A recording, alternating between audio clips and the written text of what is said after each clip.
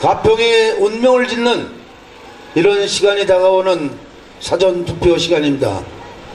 그 뒤를 이어서 4월 10일은 마지막 본선에 들어가는 여러분들이 어떤 결정을 하냐에 따라서 가평의 운명은 새로워질 것입니다.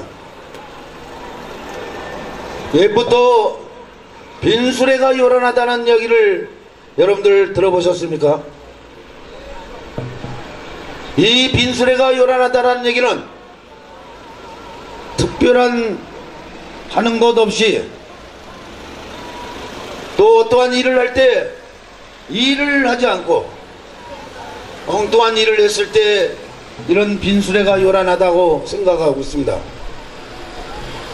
우리가 지난날의 4년을 지금 이 시간에 최춘식 국회의원이 4년 동안에 해온 일을 여러분들 기억을 더듬어서 생각을 해보면 아실 겁니다. 그리고 지금 동대문에 출마한 국민의힘 소속의 김영우 의원이 3선을 이곳에서 했습니다. 그 뒤를 이어서 정병국 의원이 이곳에서 4선을 했습니다. 국민의힘 국회의원들이 이곳에 22년 동안에 가평군민과 함께하면서 어떤 가평군을 만드는 것을 여러분들이 까맣게 잊어버리겠습니다. 그것이 경기도 31개 시군 중에서 가장 어려운 연천과 가평 지역이라는 것입니다. 이래도 여러분들이 이번 4월 10일 총선에서 또다시 국민의힘 소속의 후보자를 선택하십니까, 여러분? 박윤구! 박윤구! 박윤구! 당을 초월해서 진정으로 일을 하는 이런 일꾼이어야 됩니다.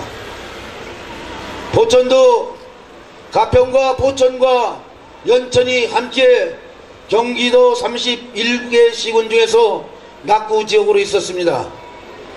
제가 있는 동안에 이 포천이라는 지역은 사통팔달의 도로를 뿐만 아니라 모든 SOC 기반 시설을 완벽하게 만들어 놨습니다. 그리고 그 위에 포천은 중소기업이 8,000개가 넘는 DRDP가 경기도에서 가장 높은 경제지수가 가장 높은 포천시로 바뀌었습니다. 인구는 감소를 하고 있습니다. 인구를 감소하는 이유는 사람들이 살 집을 만들어 놓지 않았습니다.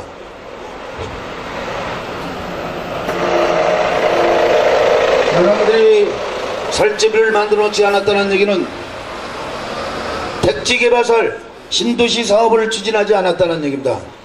두 번째는 70년의 역사를 둔 구도시를 뉴타운 사업을 해서 구도시와 신도시가 같이 물려가는 컴팩트 시티를 추진하고, 그 다음에 전철 7호선을 유치한 이 전철의 역세권을 통해서 지역 발전하는데 아마 조기에 이루어지는 또 다른 경기 북부 특별자치지도대의 중요한 거점 도시가 될 것입니다.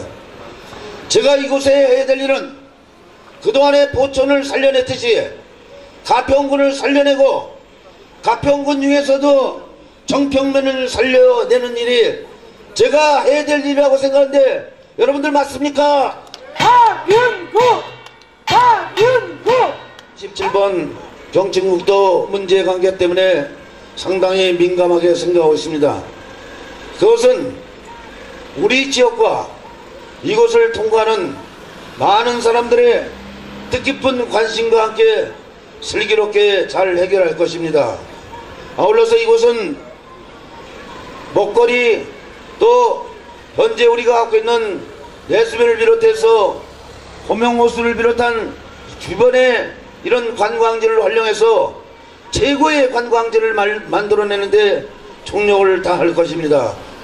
아시다시피 포천도 역시 마찬가지입니다. 관광이라고 먹고 살 수 있는 거는 여름에만, 봄만 여름, 가을만 갖고 관광이 아니라 겨울 축제를 만들어내는데도 그 역할을 다해서 사계절을 먹고 사는 이런 관광 도시를 만들어내는데 반드시 그 역할을 다하겠다는 말씀을 드립니다. 박윤구 이 전통시장도 명물 전통시장으로 반드시 만들어내겠습니다, 여러분. 박윤구 박윤구 박윤구 서서히 이제 선거가 막바지에 달하고 있습니다. 조금 전에도 말씀드렸습니다마는 지난 우리가 22년을 되풀이하는 이런 선거가 될 것인가, 아니면 여러분들과 여러분들의 후손들을 위해서 이번 4월 10일 선거는 일하는 일꾼을 뽑을 것인가에 대해서 우리가 운명의 결정을 져야 될 시간입니다. 여러분들께서 가평군에서도 정평면이 새로운 정치 혁명이 일어나는 4월 10일이 되기를 진심으로 바라겠습니다, 여러분. 박윤구 반드시 새로운 정치 혁명을 만들어내는 이런 시간으로 꼭 만들어 주시기를 다시 한번 부탁드립니다, 여러분. 박윤구 박윤구 박윤구 저는 제가 해왔던 경력이 화려한 경력이 아니라고 생각합니다. 일전에도 말씀드렸습니다마는 기초의회를 거치고 광역의회를 거치고 금수시장 3선을 거치면서 해왔던 일은 이것을 시험 봐서 만약에 왔다면 단기간에 끝나지만 하나하나를 시민들로부터 인정을 받고 이렇게 단계별로 왔습니다. 이런 경험을 토대로 해서 이제는 가평군을 위해서, 우리 정평면을 위해서 헌신적으로 노력해서 단기간에 이 정평면을 유토피아의 도시로 만들어내는데 저희 생각이라고 생각합니다. 그리고 제가 말씀드린 것은 저희 꿈을 실현시키는 것이 아니라 여러분들의 꿈을 실현시키는 이런 시간이 되기를 진심으로 바라겠습니다. 저는 하면 분명히 한다고 합니다. 그리고 만들어냅니다. 그것은 그동안에 제가 해왔던 모든 포천 시민에게 물어봐도 역시 같은 대답일 겁니다, 여러분. 박윤구 우선 해야 될 일이 있으면 어떤 일든 간에 먼저 해내겠습니다. 이제 막바지에 달하는 이 선거에서 정평면에 새로운 다른 시대가 오기를 진심으로 바라겠습니다. 그 외에도 산적해 있는 국립병원 문제, 여러분들께서는 도립의료원을 말씀하고 있습니다마는 한 차원을 뛰어넘어서 이 국가에서 운영하는 국립의료원, 즉 적십자병원을 얘기하는 겁니다. 그리고 민간병원이라는 것은 이런 경희대 한방병원, 또 동국대학교 한방병원 이렇듯이 이런 대학병원들이 이곳에 반드시 들어와야 된다고 생각하고 있습니다. 수도권에서 근접거리에 있기 때문에 이런 의료 시스템을 같이 해야지만이 반드시 이것이 같이 성장 발전할 수 있는 계기로 될 수 있다는 것입니다. 교육도 보면은 지난 15년 전에 보면은 이진용 운수 있을 당시에 보면은 이 가평군이 수능시험에서 전국에서 1위를 차지했습니다. 그럼에도 불구하고 지금에서는 이 낙구, 교육의 낙구 지역으로 또 되어 있습니다. 이런 것들을 모든 것을 살려내서 경상남도에 있는 거창고등학교 같이 대한민국의 모든 공부를 하려고 하는 학생들이 거창까지 가듯이 우리 가평군에도 그러한 교육기관이 필요하다고 생각하는데 여러분들 맞습니까? 박윤구 박윤구 가평 군민들이 그동안에 피해를 입었던 것이 바로 뭐냐? 최춘식 국회의원이 이곳에 가평군을 포천시처럼 적경지역으로 놓았어야 되는데 적정지역 지원법으로 넣지를 못했습니다.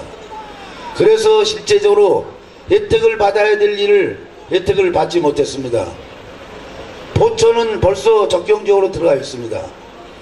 이런 관련법, 그리고 이 가평군이 발전하는데 가장 문제점이 수도권 정비계획법입니다.